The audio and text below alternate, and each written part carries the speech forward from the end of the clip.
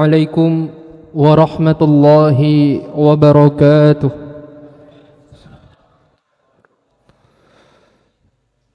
الحمد لله العظيم، الحمد لله الذي فرض علينا الصيام، والحمد لله الذي بلغنا رمضان وجعله سببا للتقوى.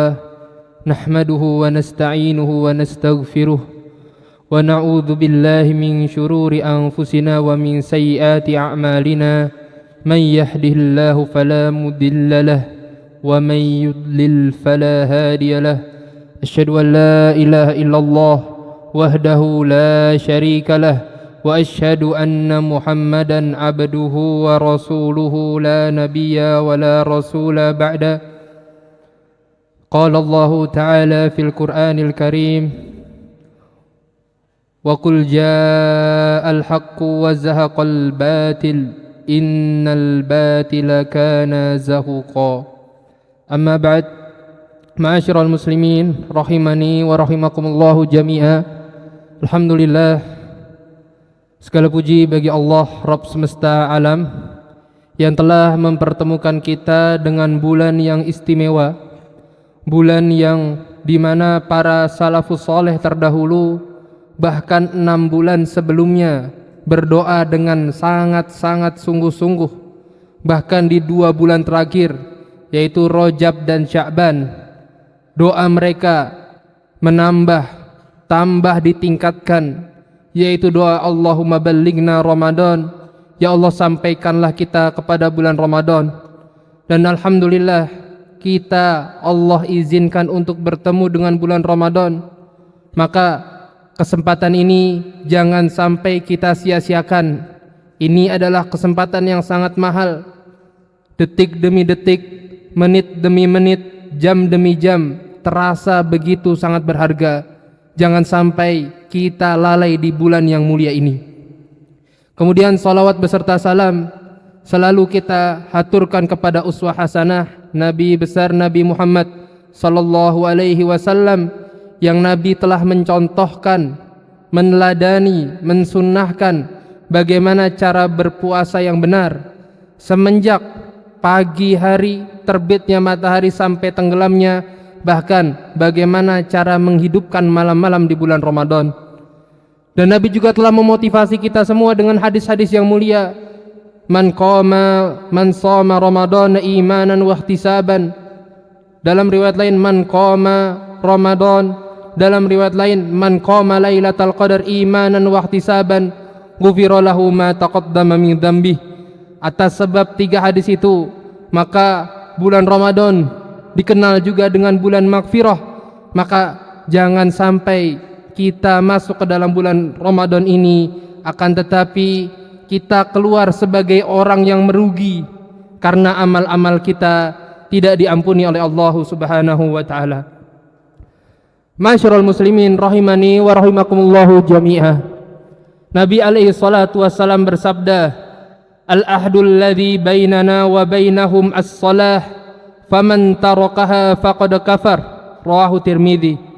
Perjanjian antara kami dan orang-orang kafir adalah salat, maka siapa yang meninggalkan salat sungguh dia telah kufur. Bagaimana mungkin seorang muslim, dia mengaku beriman kepada Allah dan Rasulnya, akan tetapi dia meninggalkan salat-salatnya? Bagaimana mungkin seorang muslim, dia bergegas untuk sahur di jam 3 pagi, akan tetapi dia tidak salat subuh? Bagaimana mungkin seorang muslim mengaku beriman kepada Allah dan Rasulnya, menahan lapar, haus dan dahaga sampai tenggelamnya matahari, tapi meninggalkan salat zuhur dan asar? Bagaimana mungkin dia mengaku sebagai seorang muslim, bergegas untuk salat tarawih di masjid, akan tetapi dia meninggalkan salat isya? Salat itu adalah sebuah tiang pondasi yang amat sangat penting bagi hidup kita. Salat ibarat jantung bagi tubuh kita. Apabila jantung itu dicabut, niscaya dia akan mati. Apabila ruh jantung itu dicabut, dia tidak akan bisa beraktivitas. Maka mustahil dia mampu mendapatkan predikat la'allakum tattaqun, agar kalian menjadi pribadi yang bertakwa, sedangkan dia meninggalkan salat-salatnya. Maka apabila seorang muslim dia berpuasa tapi meninggalkan salat, mustahil dia mendapatkan predikat ketakwaan, karena ketakwaan selalu dimulai dengan salat.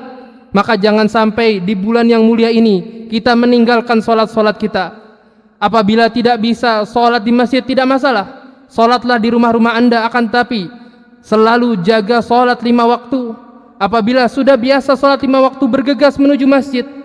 Apabila sudah biasa di masjid, bergegas menuju saf pertama, karena kita berburu keutamaan di dalam saf pertama. Ma'asyiral muslimin rahimani wa rahimakumullahu ta'ala. Allah Azza wa Jalla berfirman, ya ayyuhalladzina amanu kutiba alaikumus siyam kama kutiba alal ladzina min qablikum la'allakum tattaqun. Ayat ini diturunkan di tahun 2 Hijriah, tepatnya di bulan Sya'ban. Maka 1 bulan setelahnya kaum muslimin diminta untuk berpuasa. 1 bulan setelahnya Nabi memerintahkan melalui perintah Allah Azza wa Jalla untuk kita berpuasa. Tujuannya agar kita menjadi pribadi yang bertakwa. La'allakum tattaqun. Allah tidak mengatakan agar kita kurus, agar kita haus, agar kita lemah, agar kita letih dan capek, akan tetapi agar kita menjadi pribadi yang bertakwa. Ma'asyiral muslimin, berapa kali Ramadan telah kita lalui dalam hidup kita? 5 kalikah? 10 kalikah? 20 kalikah? Atau bahkan lebih banyak daripada itu? Berapa banyak Ramadan melalui hidup kita?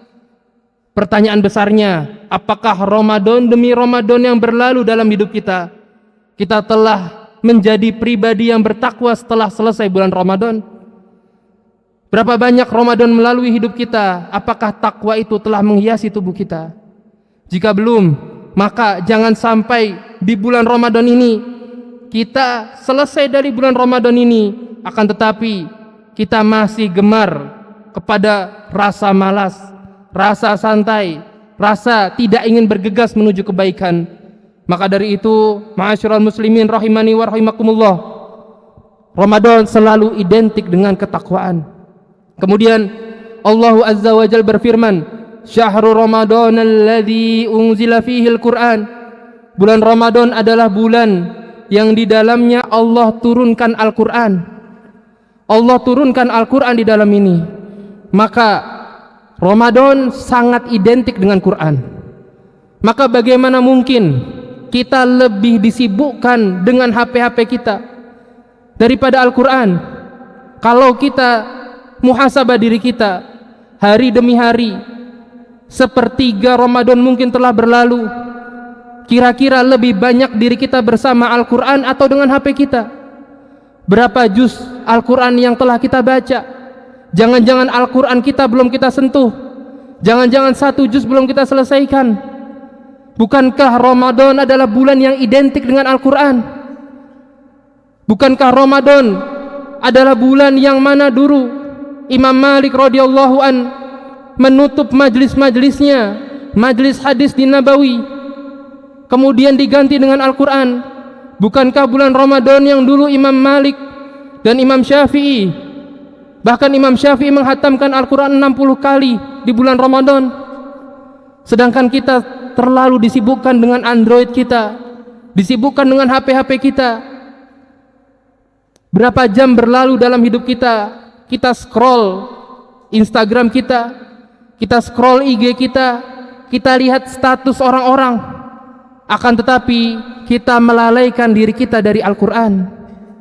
Kita lalai dari Al-Quran, kita disibukkan dengan Android kita, disibukkan dengan notifikasi dari manusia daripada kalamullah. Maka di bulan yang semulia ini saja diri kita sulit untuk akrab dan dekat dengan Al-Quran. Maka niscaya butuh bulan apalagi kita bisa dekat dengan Al-Quran? Butuh bulan apalagi? Di bulan yang semulia ini saja kita tidak bisa dekat dengan Al-Quran, maka butuh bulan apalagi kita bisa dekat dengan Al-Quran? Lisan kita, zikir-zikir kita, wirid-wirid kita, mulai kapan kalau kita tidak memulai dengan bulan yang mulia ini? Jangan sampai sepertiga sudah berlalu tapi diri kita masih jauh dari Al-Quran. Maka ma'asyiral muslimin rahimani wa rahimakumullahu jami'an, Mari kita perbaiki diri kita. Kita menjadi pribadi yang lebih baik di akhir Ramadan. Terlebih dalam sebuah hadis Nabi alaihi salatu wasallam bersabda, "Rubba shaim laisa lahu min siyamihi illal ju'i wal 'atash." Berapa banyak orang-orang yang dia berpuasa tapi dia tidak mendapatkan puasanya kecuali rasa haus dan dahaga. Hanya laparnya saja yang dirasai. Dia meninggalkan makan dan minum tapi tidak mendapatkan pahala. Kenapa? Karena mungkin lisannya masih sering kali menggunjing orang lain. Lisannya masih sering menggibahi orang lain, melakukan namimah, melakukan kata-kata kotor. Apa sulitnya kata-kata kotor kita ganti dengan zikir subhanallah, alhamdulillah, Allahu akbar. Kita ganti perkataan-perkataan kita. Bahkan ketika itu terjadi di lingkungan kita, anak-anak kita ubah agar kebiasaan buruk itu kita ganti dengan zikir-zikir. Bahkan kami pribadi, kalau kami melihat anak kecil di lingkungan kami di pasar minggu, ada yang berkata-kata dengan kata-kata yang harusnya adanya di kebun binatang, niscaya kami akan segera menegur.